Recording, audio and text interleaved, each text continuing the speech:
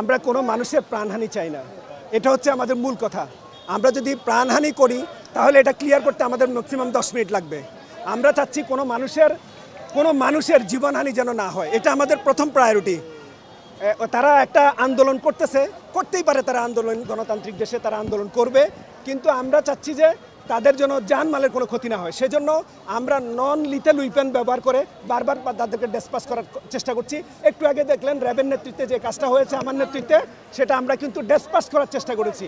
আমরা চাই যে এর মধ্যে তারা ক্ষান্ত হবে এবং যারা উত্তেজিত জনতা আছে তারা তাদের জীবন এবং তার রাষ্ট্রীয় সম্পদের ক্ষতি না করে তারা ঘরে ফিরে যাবেন, এটা আমাদের প্রত্যাশা।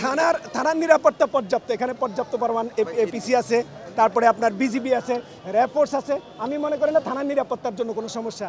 বাট যেটা হচ্ছে যে আমরা যে নন লিথেল উইপেনগুলো ব্যবহার করছি, আপনারা যেটা দেখছেন যে আমরা সাউন্ড গ্রেনেড ব্যবহার করছি, টিয়ার গ্যাস ব্যবহার করছি, শটগান ব্যবহার করছি, এগুলো দিয়ে আমরা তাদেরকে নিবৃত করার চেষ্টা করছি। এটা হলো আমাদের কাজ। তারপরেও তারা যদি জনগণের ধন সম্পদ নষ্ট করে, কোনো জীবনহানি করে, আমাদের উপর কোনো হুমকি চলে আসে, তখন আমাদের রাইট অফ প্রাইভেট ডিফেন্সে যেটা করা দরকার আমরা কিন্তু সেটাই করব। কোনো সাধারণ শিক্ষার্থী নাই এখানে, সমস্ত সরকার বিরোধী লোকজন এখানে এসছে রাস্তায়। এরা বিএনপি জামাতের লোকজন।